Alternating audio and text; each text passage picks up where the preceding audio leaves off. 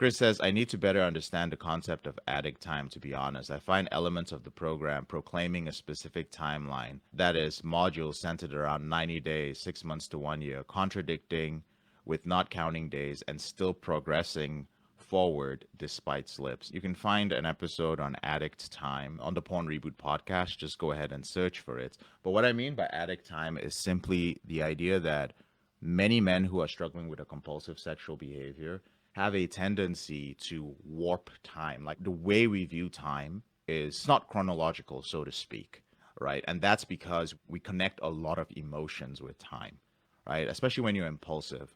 So, for instance, if you stay off pornography for a while, let's say you've stayed off pornography for 9, 10 days, but in the past, you know that you have a pattern, right? And let's say your pattern is every single week, every 7 days, you know that you slip. Let's just use that as a hypothetical example. However, because that's what you're used to, that is the timeline within which you live. So you live in this timeline of I slip every 7 days, or once or twice or three times.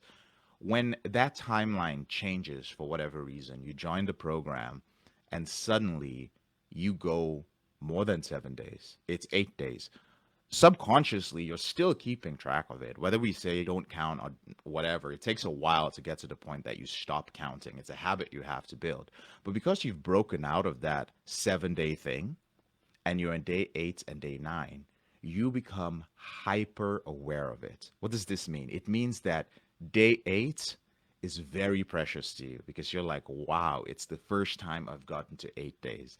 Day 9 becomes precious to you, and you put more focus on day 8, 9, 10. And every day after your 7 days, you put more attention on it.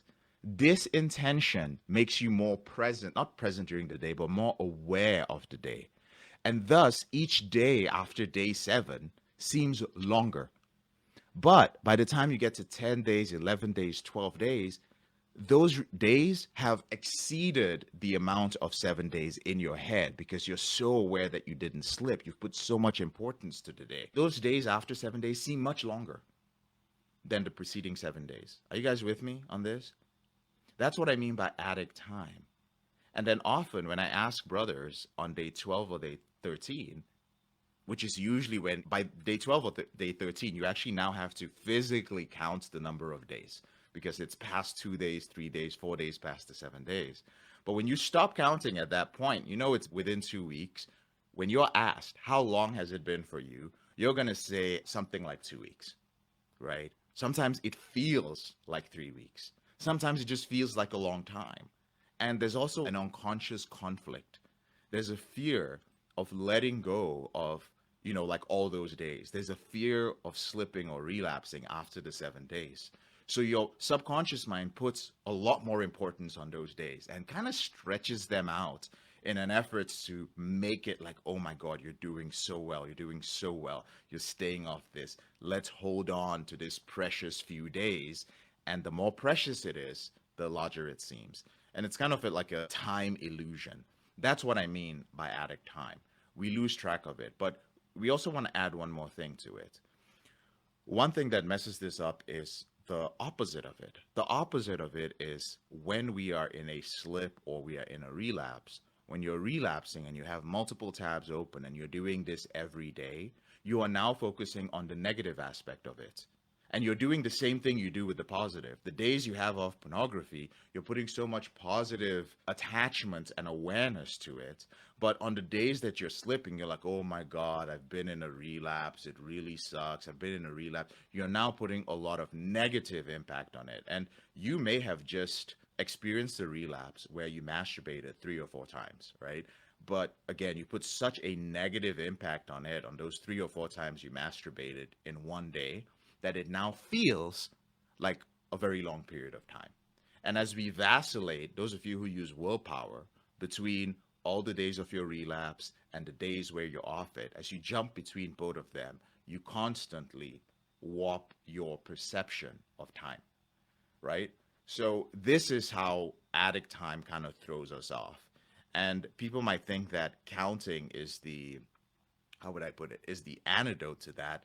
But counting is not the antidote to that, because because we already put so much importance on the negative part and the positive part, counting for us is going to just add more emotion to it, right? What's the emotion when you start counting? When you start counting the positive days you've been off pornography, you become more afraid of the negative days. Oh my God, I'm so far away from the negative. I don't want to be there. And then you start counting towards an ideal, a place that you hope to be, but you don't know what that place is like because you've never been there. So even if you arrive, you're never going to be happy because, because you're counting towards something you've never been towards. So counting just actually in reality doesn't even make any sense, right?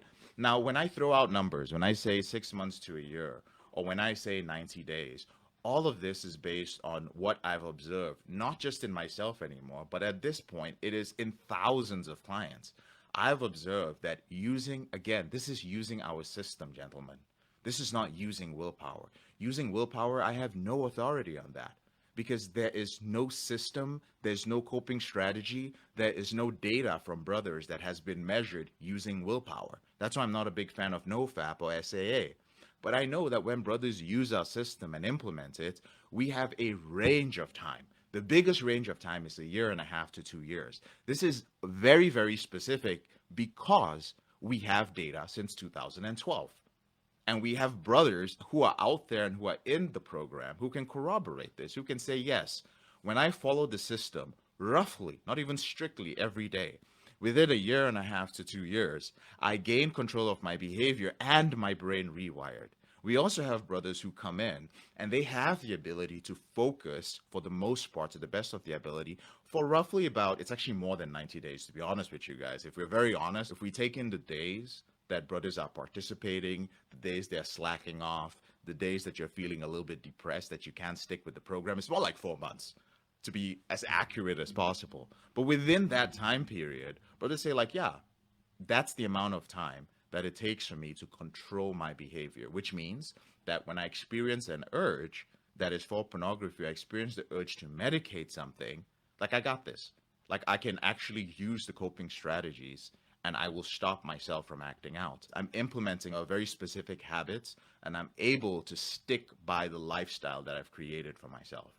So, Chris, I don't know if you're there. I'm just breaking this down for you to understand. And I think I explained the 6 months to 1 year part.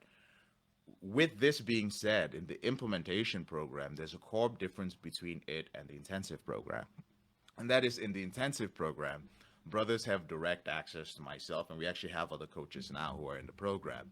But what that means is that on a one-on-one basis, we work with brothers individually in the intensive program, so their timelines are a lot more specific.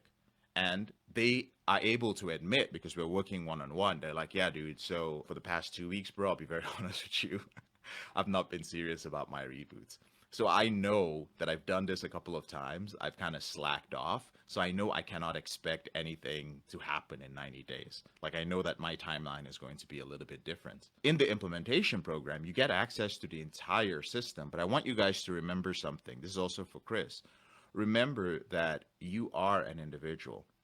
In general, as long as you follow the program, you're still going to fall within those timelines. But because you don't have direct one-on-one access to me to like work with you every single day, like that's literally impossible, you have to be able to keep track of your own progress. And your progress comes in behavioral change. That's what you're measuring. You're not counting days. You are keeping track of your behavioral change. And you're like, well, how do I do that? Well, that's the reason why we have very specific tools that you use. And you have to be able to go back using something like the REBOOT baseline to check in on yourself once in a while. Sometimes I'm able to do it for brothers who have been very active in the program. And you'll see me do that. Like I'll literally go back through all your posts, as long as you're not deleting your posts. And I'll say like, hey, I followed, like, for example, Muhammad Ali is with us here today. Muhammad has been very, very consistent in tracking his history within the group. As a result, I am able to literally go back through Muhammad Ali's history. Muhammad, if you don't mind my saying this, I'm not going to say anything specific or anything we've discussed in private, but I'm able to track it. There are some specific brothers, as long as there's a history of this, I'm able to go back and we can track and I can tell brothers where they are in their reboot, or I can give it as a rough guide as well. But The truth is, you can do this on your own. An example would be somebody like right here, the brother who asked the first question, who was Aaron Valentine, right? This is a brother just like you guys. He's come in and he's very, very clear. He says, I'm in control, right? And the last time I viewed porn and masturbated was in November.